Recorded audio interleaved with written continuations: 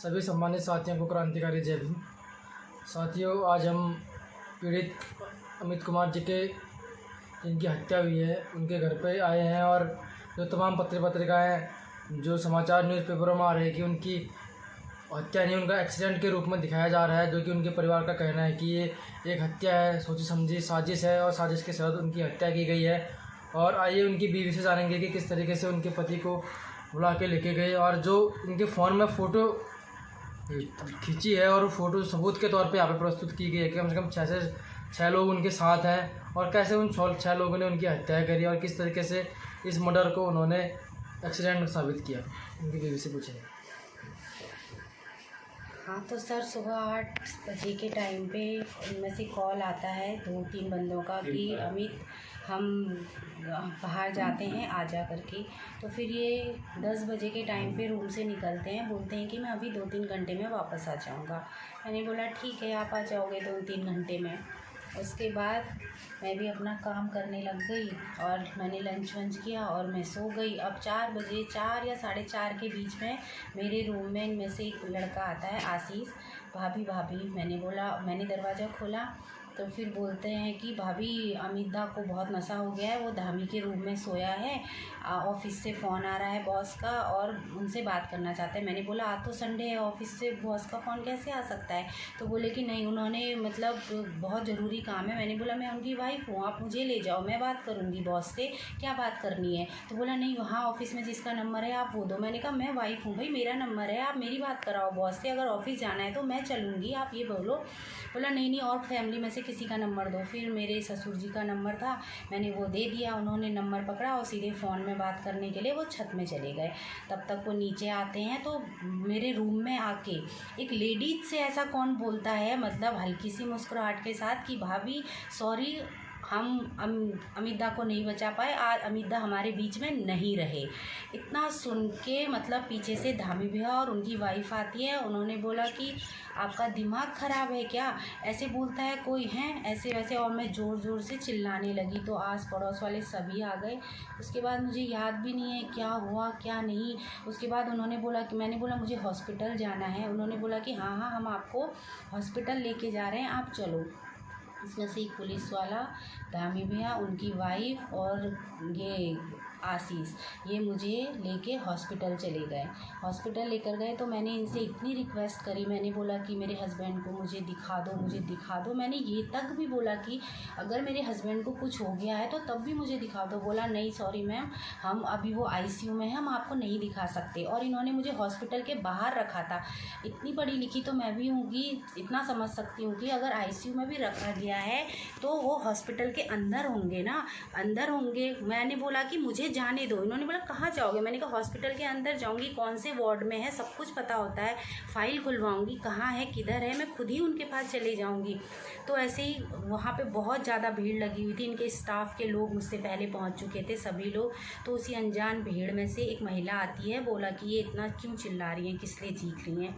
तो फिर उन्होंने बोला कि इनके हस्बैंड का एक्सीडेंट हुआ है, उनको ICU में रखा गया। तो उन्होंने बोला अच्छा ये गाड़ी में, ऐसे करके उन्होंने एम्बुलेंस की तरफ उंगली लगाई। तो उसी भीड़ में से किसी व्यक्ति ने उनको ऐसे आंख दिखाई और चुप करा दिया। और मुझे शक है कि मेरे हस्बैंड की डेड बॉडी उसी एम्बुलेंस में थी, मुझे ये है। मैं कितना चीखी चिल्लाई, मुझे 2-3 घंटा हॉस्पिटल में हुआ कि मुझे हस्बैंड की डेड बॉडी दिखा दो। कोई डॉक्टरों से बात हुई आपकी उस दिन हॉस्पिटल? कोई डॉक्टर नहीं और कोई पुलिस नहीं। मेरा मानना ये है कि जब उनको पता है कि अमित की बीवी घर में अकेले है तो ऐसे उनको लेडीज़ पुलिस के साथ आना चाहिए था। कोई पुलिस नहीं, कुछ नहीं। हॉस्पिटल में भी मेरे पास कोई पुलिस नहीं। जो मुझे घर में लेने के लिए आए थे एक व्यक्ति, बस वही थे ड्रेस में, और कोई भी नहीं था। और उन्होंने बोला कि अपने रिश्तेदारों को बुलाओ। ठीक है, मैंने अपने रिश्तेदारों को भी बुलाया, फ़ोन भी करा।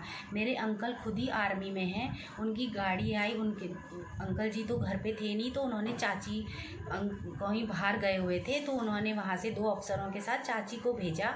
चाची आई थी, उनका बेटा साथ में था, मेरे जीजा जी वहीं पर थे। तो चाची के साथ भी 2 आर्मी ऑफिसर्स थे। उनने बोला कि नहीं जेंट्स आएंगे फिर मिलाएंगे, जेंट्स डॉक्यूमेंट्स आएंगे फिर मिलाएंगे, सब वहीं पे थे। लेकिन उन्होंने फिर भी मेरे हस्बैंड को, किसी को हमें नहीं दिखाया। और मैं तो चीखती रही, चिल्लाती रही मेरे हस्बैंड को मुझे एक बार दिखा दो, लेकिन किसी ने मेरी बात नहीं सुनी। लास्ट में 2-3 घंटा मैं हॉस्पिटल के बाहर ही घूमती रही और लास्ट में मुझे इन लोगों ने घर भेज दिया।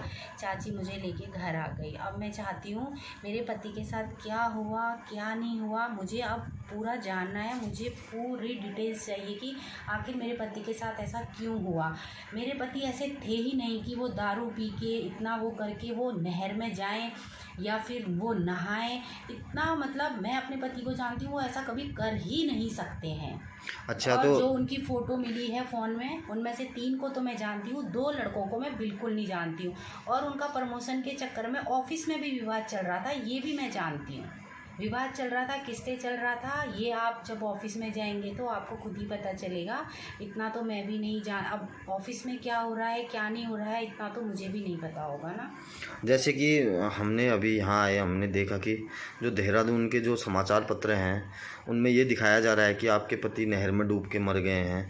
जिस तरीके से आप लोग बता रहे हैं हमें कि ये हत्या का मुकदमा है, उनके दोस्तों ने उन्हें मारा है, और जो देहरादून की पत्रिकाएं हैं वो उनको डूब के मर गए और एक एक्सीडेंट साबित करना चाहते हैं, तो इसमें आपका क्या कहना है? जब मेरे पति डूब रहे थे वहाँ पे नदी पे, तो इन लोगों ने, इतने इसमें जॉब करते हैं लोग, इन्होंने पुलिस को कंफर्म क्यों नहीं करा।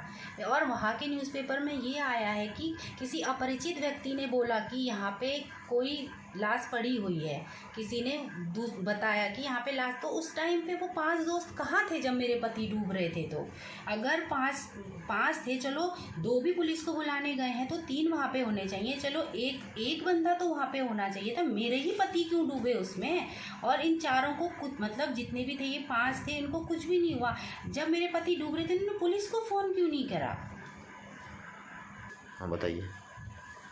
मेरा तो कहना ये है कि जब मेरे पति वहाँ पे डूब रहे थे, चलो 3 तो उसमें से जनरल कास्ट के थे, ठीक है, 2 को मैं नहीं जानती हूँ, 2 को क्या बोलते हैं, 2 को ये न्यूज़पेपर में नाम आया, मुझे बताया गया कि उसमें मोहित है, मनदीप है, ये है वो है।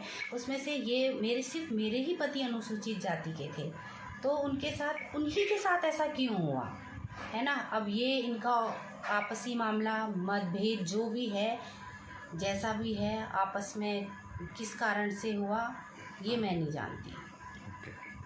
धन्यवाद। ये इनके परिवारजन हैं और इनसे हम पूछना चाहेंगे कि आप क्या चाहते हैं उत्तराखंड सरकार से और उत्तराखंड पुलिस से, आप क्या चाहते हैं? मेरी सबसे पहले तो उत्तराखंड पुलिस और उत्तराखंड सरकार से यह गुजारिश है, जिस प्रकार जैसा कि हमने उसकी बॉडी को देखा गया, उसके सिर में पाए गए गंभीर निशान और उसके बॉडी में पाए गए चोटों के निशान, इन सब चीज़ों को देखते हुए यह लगता है कि ये प्लान्ड मर्डर है। प्लान्ड मर्डर के सिवा और कुछ नहीं है। जैसा कि पेपरों में, देहरादून के पेपरों में दिखाया गया कि डूबने की, ये सब एक प्लान्ड मर्डर की साजिश के तहत किया गया उनका प्री प्लान है, जो कि उसमें पेपर भी साथ हैं, पेपर वाले भी साथ में। और हमें इस हत्या के पीछे जो भी लोग हैं, जैसा कि उसके ऑफिस के साथी हैं, जिनमें से तकरीबन जनरल कैटेगरी के हैं, जो कि हमेशा चढ़ते आए हैं, और इनको कठिन से कठिन, सख्त से सख्त सज़ा दी जाए। और इस जुर्म को साबित करने के लिए उत्तराखंड सरकार से मेरी गुजारिश है, इन जिन्होंने जो अत्याचार अपराध किया है, इन अपराधियों को सज़ा दिया जाए। रेडी। और इस संबंध में उत्तराखंड सरकार यानी कि माननीय सीएम श्री पुष्कर सिंह धामी जी से मैं यह प्रार्थना करना चाहता हूं कि इनका पॉलीग्राफ टेस्ट हो, ताकि हर एक जो अपराधी है उसकी हर करतूत सामने आए और उसको सज़ा मिल सके और हमें न्याय मिल सके।